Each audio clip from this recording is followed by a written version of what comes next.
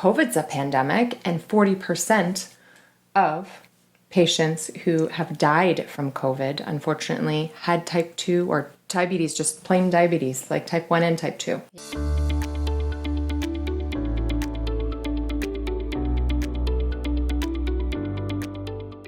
So today we're going to talk about sugar, and here's why. So we need to find out our why. We went through a nice podcast the other day on why, finding your why, finding our why. And for us, type 2 diabetes was really relevant to our why. And the reason was because...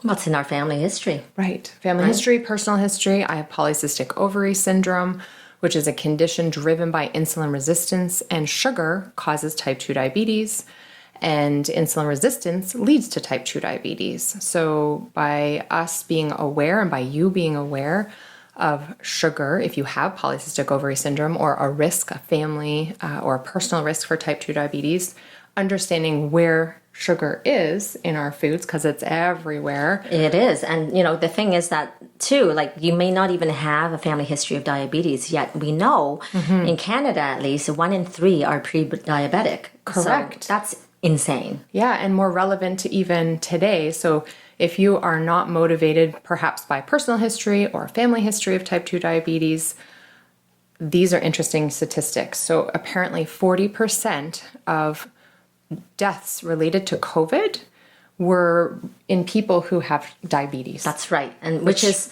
wow.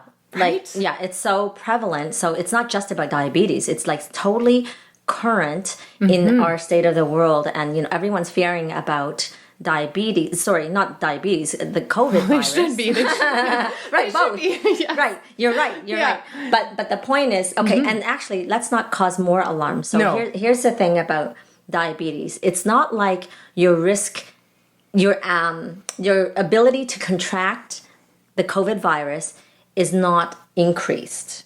However, if you do contract the COVID virus, the risk of other health consequences is definitely increased. Right. And it does suppress your immune system if you have diabetes. So in a sense, it does risk, it increases your complications and deaths associated with it. Because if 40% of people with, dying from COVID have diabetes, then clearly it's an indication. And the reason for that is the suppressed immune system that comes along with diabetes as a condition. So understanding there's a global pandemic, but there's also a of COVID, but then there's a global epidemic. Of diabetes. That's right. And so again, not to raise more fear, if you're actually practicing safe hygiene, hand washing, wearing the mask, and what else? Changing your clothes even when you get home from wherever you're going. Yeah, like I think the top 3 is wear a mask, space yourself appropriately, and wash hands. And then don't go overboard. But understanding that nourishing yourself with healthy food can also support your immune system and help you stay low risk for type 2 diabetes. Yes, exactly. So I think that it's really important. It's relevant. It's our why, personal, family, and then perhaps for you, if you don't have a personal and family history, it may be relevant to you just to be a part of that global shift to reduce risk for diabetes. Because if 1 in 3 Canadians have pre-diabetes, you may be one of those 3 and just don't know it. So let's talk about how do we even know our risk associated with type 2 diabetes, right? How do we even know? So we can look at waist circumference. Right. So for women, having a waist circumference less than 35 inches is an indication that we are low risk for insulin resistance and type 2 diabetes, and for men less than 40 inches. So then when we talk about waist circumference, so if you look at a woman or a man, when they gain weight, where do they store their fat? Right. So if they are storing their fat around the middle, that probably means they have a strong family history or personal history, perhaps of insulin imbalances and insulin resistance. Yes, that predisposition. Yes, so that's right. First place to look. Yes. And you would know that about yourself, right? Yes. It's like, oh, the first place I gain my weight. And it is for me. It would be straight into the gut. Even if you're slim, exactly. Yeah. And then the second way is on a annual physical exam. Perhaps the doctor calls for a fasting blood sugar. But interesting is that even if you're in the pre-diabetes phase, your fasting blood sugar might look perfect because your insulin is being pumped out in big ways to compensate. So you're in the high fasting insulin phase, and we don't often test for fasting insulin. A nicer, bigger look at looking at risk for type 2 diabetes is using the glycated hemoglobin test, which is a range, just like the fasting blood sugar, but slightly different. And the HbA1c test is something that you can ask your family doctor to run. They will often look at it every 5 years until you're about 50 years old, and then they will screen you for risk factors and then do it every 3 years. So it's not something that's standard, but you can ask for it and you can pay for it privately through a naturopathic doctor. Right. And you can also run it in the US if you're in the US through private healthcare and request it. And you're trying to get under 5.5 to be not in the prediabetes category. Right. And why would that be important to get the test done? Because then it gives you motivation. If you're between 5.5 and 6.5, it kind of helps you drive your why to eat healthier and to find where sugar is, avoid it, and look at improving your risk. And so if we're going to pop into the mindset around this. So let's say you get it done and it is on the higher side. So are we in a place of, oh my gosh, this is horrible and this is me, woe is me? It's like, no, let that be your guiding force, your baseline, because the great news is that it can be changed. It's not like a death sentence, right? So it's like, if it's on the high side, you can go, okay, here I am. This is where I'm at.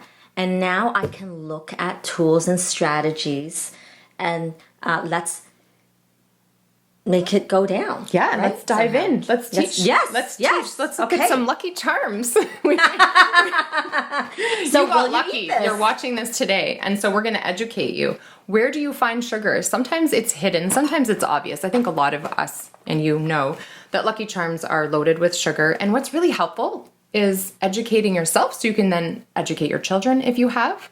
And 3/4 cups of Lucky Charms has about, on the label, 9 grams of sugar. And more important is look at the ingredient list. If you're looking at the ingredients and it's in the top 3, if you find sugar in the top 3, that is a good indication there is probably too much sugar. And then understanding this is that the World Health Organization suggests no more than 15 grams of sugar per day for children. Children. So that's 3 teaspoons. Yeah. Right? So Mary measured that out for us so you could get a visual. Literally 3 teaspoons of sugar. Yes. And if you're having 3/4 cup of a bowl of Lucky Charms, you've already got to almost all of that. And then a juice box, for example, is 15 grams. Well, I mean, here's the reality too, right? Like I showed you the portion size, but who is actually having their suggested portion size? Right. Yes, right. The Lucky Charms taste so good. Why would you have only kids will like cup? Stuff it in their mouth, right? Yes. Before they even get to the bowl. Never mind, right? They're taking it straight out of the box. You don't even know how much you're having. No, and consuming. And this is for the adult consumption, right? 25 grams. So no more than 25 grams or 5 teaspoons of sugar per day, and that's outside of fruit. So we don't count fruit. But another example would be a Made Good bar. As an example, we just happened to grab this from the cupboard, and it has. Again, the second ingredient is agave nectar, which we might not recognize as a sugar. We might think, oh, it's something like a natural, healthy sugar alternative. But sugar is sugar in our body. It reacts the same. And this has about 6 grams per bar. And then going back to what Mary says is, are you full with just 1 bar? Maybe you are. Satiated. Or satiated. Satisfied. Yeah. No, probably not. Right, and then this is a Rice Krispie square, right? So like they're kind of tiny.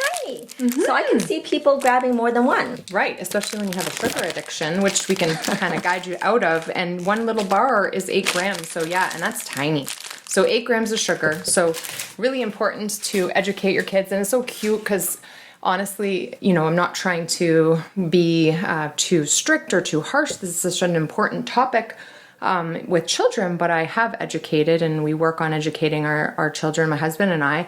And our daughter at 2 years old was in Canadian Tire and she's so cute. And she's like, Mommy, look at this. And I'm like, what? And she's like, it's Jube Jubes. And I said, okay, tell me about Jube Jubes.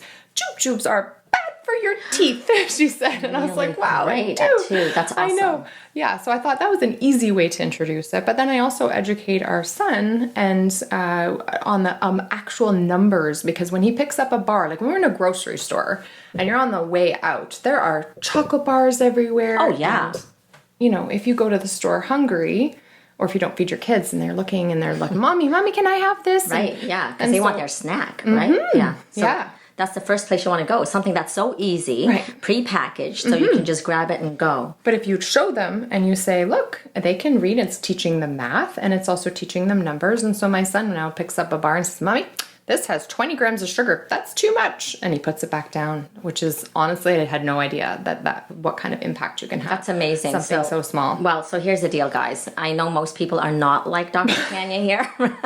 My kid is not counting. So I'm just going to get real. Yes, no, but it's a little tool that you can all use. No, it's awesome. So yes, we can teach them that. But, and here's another challenge. So for those of you who have other people in your lives, like your parents or, you know, cousins and neighbors, and what do? They show their love through like baked goods, and it's typically sugar. Yes, I or when they come over to your home, well, in the times and when they can. Yes. So, you know, they're bringing typically sugar. Right. So, you know, how do we deal with that? Can we ask them and say, hey, can you just bring some fruit? Right. Or just don't bring anything at all if you're cooking, right? Yeah, or just maybe introducing the aspect or concept as you go, accepting it, being grateful. Like you said, just show your gratitude, enjoy, if that's going to be something that you want to treat yourself with. So for me, I love dark chocolate. If somebody brought me dark chocolate, then I would choose to eat that. Like you had asked me, you said, you know, if a patient brings you something that perhaps, you know, is a treat, would you deny that? And I said, I had to really think about this because it's true. People share their love in that way. Totally. So it's you don't want to be rejecting and rude and saying, I don't eat that. Yeah. But because how will that make them feel, right? of course. Yeah. So thankfully patients know that I'm crazy and teach my kids about labels. And so they don't bring, but they'll bring little other alternatives, like, which is so sweet, like flowers. Or if they do bring something, I will choose. And they know, they're like, you know, Dr. T, this is for you. You can pass it on if you want. Right. But they still, and they know, and it's okay. If it's somebody made something homemade, though, honestly, I would probably enjoy a couple bites. Oh, absolutely. And just, you know, embrace it and in that moment, and just as you do, use your five senses, just smell it, taste it, enjoy it, you know? Right. And you know, in Chinese medicine, we talk about healing mind, body, and soul together, right? So in how you eat, that's one thing, but how you be as you eat is so important. So as you're saying, you know, to smell it, to really chew and get this flavor, right? And with gratitude, in fact. Yeah, because there is an impact on your psyche, and we often eat a lot of unhealthy foods with people in group gatherings. You don't want to isolate yourself. So we'll talk about that all in our How series, even just shifting your mindset. Just a cute little story, if we have time. Yes, we do, a little story. When I was younger, and the reason I think I am so wired this way is my mother raised us not eating sugar and teaching us the same way as we teach our children. So she would bring us to the health food store and we would choose our favorite treat, but they were often sugar-free, little gummies, and even they existed back then. I don't know how she knew about these things. But she also had chocolate chips in the house. And so because sugar is so addictive, I would sneak them. So I was very sneaky even from a young age. I sneaked the little chocolate chips. Didn't want to get in trouble. Always wanted to please.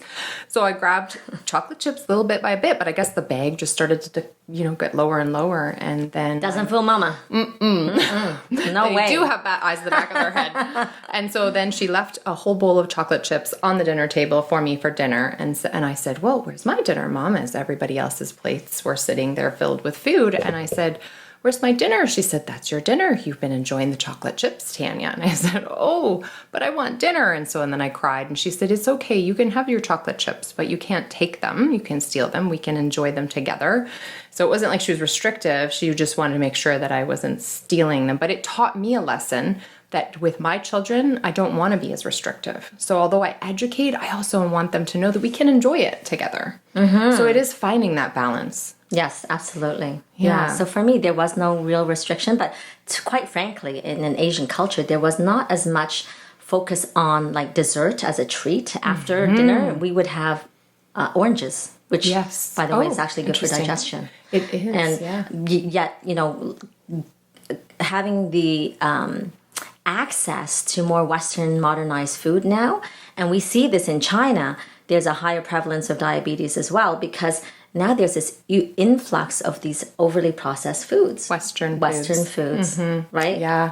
Which you revere. 'Cause China, it's like, ooh. India, Yeah. the top 3 locations, right? China, India, So it's China, India, then the US. Now, for that type is, 2 diabetes. yes, but that's sheer numbers. So Right. if we're talking population base, it's not, Right. right? Because it's a 1.4 billion Right. in China, Yeah. right? So really, I would think the US then would be higher Yes, there. correct. Right? I agree. But again, globally, it's just an epidemic, as we were Yeah. talking about. So diabetes or no diabetes, we're just having huge, it's just everywhere. Right. That's the problem. So sugar is everywhere. It's not just in cereal boxes and bars. It's even understanding that sugar foods that carry something called the glycemic index, and we'll talk a little bit more about that in the how much or glycemic index there is in foods, and just understanding even just the concept that white bread and white rice that turns to sugar very quickly in our body and acts as sugar, and we think we're eating a complex starch and that it's healthy, but it's just understanding that perhaps finding ways to eat whole grains and switching where we're getting our starch so that we feel full and then don't need more and more and more. And that's such a really, really important point because when you have sugar, you just want more because it doesn't make you full. No. So Right? actually, let's talk about that. Okay. Yeah. How do you get full? Do you know which macronutrient makes us the most full? Protein, fats, carbohydrates. Exactly. Yeah. So I try to do that at every meal as much as I. But and our breakfast foods most oftentimes it's carbs based, Yeah. right? Traditionally in modern culture, like you go to the bakery and get your croissant or muffin or donuts. Yes. Right? Yes. But if you So- start with eggs or having a protein shake, or if you have carbs like an oatmeal, oatmeal would, for example, be a maybe healthier choice than a piece of bread. Right. Because it has a slower glycemic index. It enters your blood slower, and then add some protein. So perhaps some yogurt if you're not dairy sensitive, and some nuts. So to increase your protein. So one of the things I do when I'm really craving sugar, well, first of all, if I'm before my period, I'll just eat it. But I try to choose something I really enjoy and it has some kind Yes. of relative healthy antioxidant properties like dark chocolate. Right. I mentioned that before. And then I will try to always have a meal first because perhaps I'm hungry.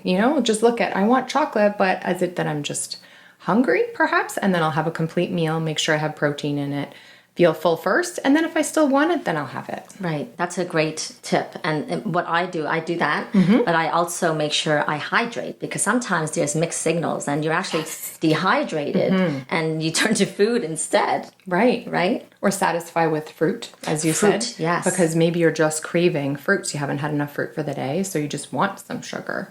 So it's getting full on healthy food and then still satisfying the craving if you really want it so that you don't binge, because that's another concept is that if you really crave sugar and you have insulin resistance, you often do crave Yes, of course. sugar and then binge on it. So chewing it mindfully and processing it in a 3-minute span rather than, kind of shoveling it. Yes. Because then you're not even processing that you've eaten it. No, you're not processing it, you're not digesting it well, and you'll feel Not really bloated enjoying and it. yeah, and you're not not at all. And then again, it doesn't satisfy you, so you just keep eating more, right? And so when you're eating slowly and mindfully, you physically eat less and you might have more satisfaction. So again, to recap this, it's eat slow, choose wisely, and I'm going to add, make it not so accessible, Yes. right? Having healthy options in the house. And if you really enjoy baking, try keto recipes, which are low sugar, high fat, filling. And if you don't want keto, then as you said, as we said, eat something that makes you feel full so you end up eating less. And that's okay. Just knowing your totals for the day, just a general sense, and then educating your kids. And please share this, because I feel like you might already know this, but you might have people in your lives, family members, friends that don't have resources, and this may help you educate them without feeling like you're harping on them. Maybe. Right, because we don't want to be a nag. No. And they don't really listen anyway, because you're a sister or a mother or a granddaughter, and you're just a pain. So, let the professional do it. That's right. Love it. Because then they'll come to us like, oh, it's their own idea. Yes, yes. It's more empowering that way. So check that out. Yes. So thank you so much for listening. Yes. And we shall be back, and we're going to talk more about sugar in a very different way. We're going to do some show and tell next time. Yes, on how. We're going to talk about how to eat and how to choose and how to change your mindset and what exactly to eat. Great. Awesome. Yes. Yeah.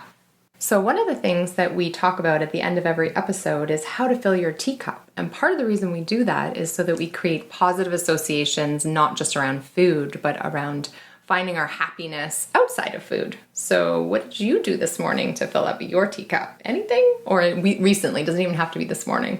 Well, I always bring it back to this morning because I was so grateful Mm-hmm. to be able to go out on my own without anyone bugging me. Mm-hmm. And I got to be outside and just really connect with nature. And sometimes I go for a walk and I listen to podcasts or practice, talking about our podcasts.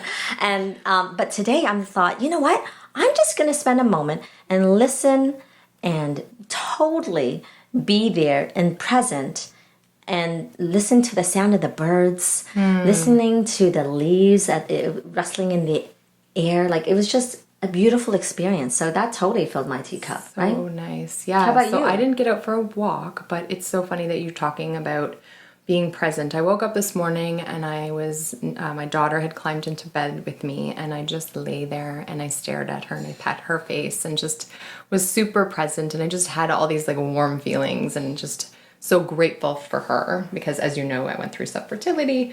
And I was just having one of those like gratitude moments and just wanted to be in the moment, just so grateful for her. Yeah. So especially, Being when present.